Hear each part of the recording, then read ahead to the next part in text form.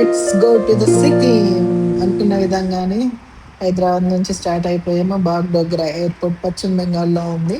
So around 1.5 hour తీసుకుంది. అక్కడ reach అయిన తర్వాత అక్కడ నుంచి ట్రావెలర్స్ ద్వారా ఏర్పాటు చేసుకున్న క్యాబ్స్ ద్వారా మేము గ్యాంగ్టాక్ వెళ్ళిపోయాము.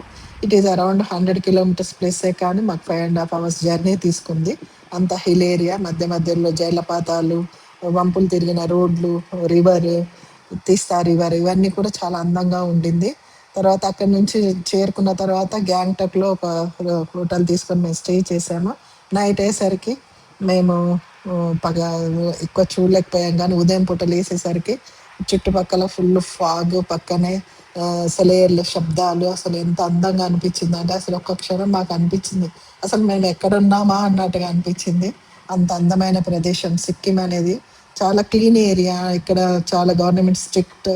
ఏది కూడా పడేయదు, చెత్త పడేయకూడదు. అక్కడి నుంచి నెక్స్ట్ డే మేము నతుల్లా పాస్‌కి స్టార్ట్ అయ్యాము. నతుల్లా పాస్ అనే mountain around 14,000 feet distance height అది సీ లెవెల్ నుంచి. సో అక్కడికి వెళ్ళేవాళ్ళు వెళ్ళేటప్పుడు 7:30 కల్లా బయలుదేరాలి. ఎందుకంటే ట్రాఫిక్ తగులుతదని చెప్పేసి మా ట్రావెలర్స్ వారు చెప్పడం మూలాన 7:30 కల్లా మేము స్టార్ట్ అయిపోయాము. మధ్య మధ్యలో అసలు ఎంత అందమైన దృశ్యాలంటే ఏకంగా మేము మేఘాల మధ్యల నుంచే వెళ్ళిపోతున్నామా అన్నట్టుగా అనిపించింది. అంత అందంగా ఉంది. పక్కనే లోయలు. అసలు నిజంగా చెప్పాలంటే సిక్కిం టూర్ చాలామంది ప్రిఫర్ చెయ్యరు. ఎందుకనంటే ఇట్స్ అడ్వెంచర్ ట్రిప్ అనుకోవాలి. ఎందుకంటే పక్కనే పెద్ద పెద్ద లోయలు, పడ్డామంటే ఇంకేం ఉండదు. దానికి తగ్గట్టుగానే చూడండి, ఇది కంచన్‌జంగ్ హిమాలయ మౌంటైన్. మధ్యలో మా డ్రైవర్ ఆపి చూపించాడు. చాలా అసలు అది చూసాక అబ్బా!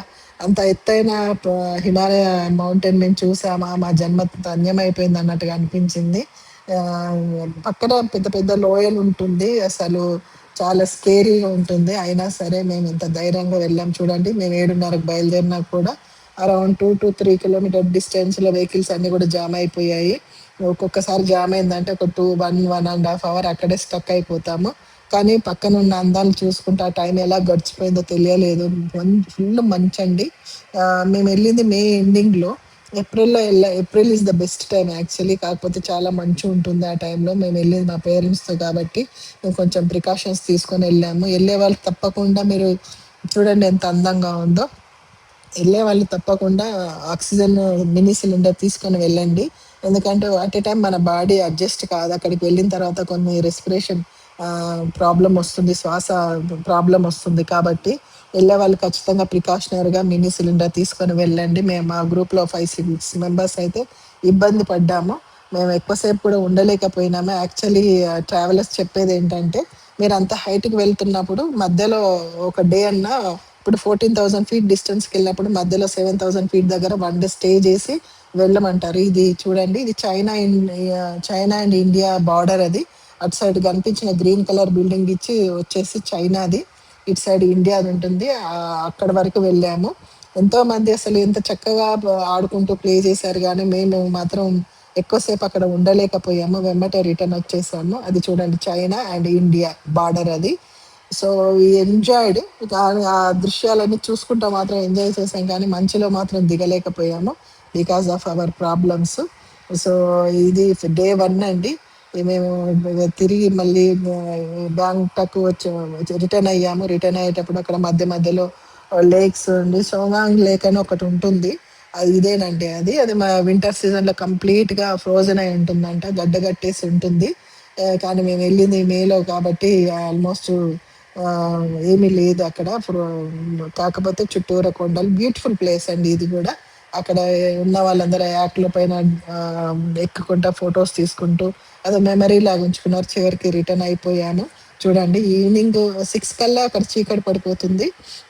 ఆ 6 లోపలనే మీరు రిటర్న్ అయిపోవాలి. ఎందుకంటే scary roads. So, this is our day 1 program of Sikkim. I will be on touch and second day program also. చూడండి ఎంత అందమైన దృశ్యాలంటే అసలు మనసుకి ఎంత ఆనందం అంటే హైదరాబాద్‌ని మర్చిపోయేంత ఆనందం. ఆ 10 డేస్ మా ట్రిప్ అండి టోటల్‌గా.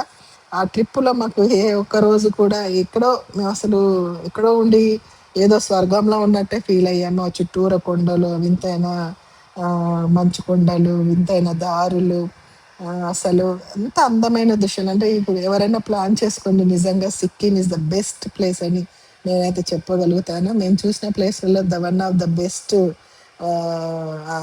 బ్యూటిఫుల్ స్టేట్ ఇది. సో మీరందరూ కూడా ప్రిఫర్ చేసి ఏప్రిల్, మేలో మాత్రం ప్లాన్ చేసుకోండి. రిమైనింగ్ డేస్ అంతా క్లోజ్ ఉంటుందంట. ఎందుకనంటే అప్పుడు స్నోఫాల్ విపరీతంగా ఉంటుందంట. ఆ చలికి మన బాడీస్ కూడా అడ్జస్ట్ అవ్వడం కష్టం కాబట్టి మీరు ఏప్రిల్, మే అయితే మనకు బెస్ట్ అండి. చూడండి కొన్ని వ్యూస్, కొన్ని pictures. China and India times different ఉంటుందండి. So this is our day 1 plan. So keep enjoying, keep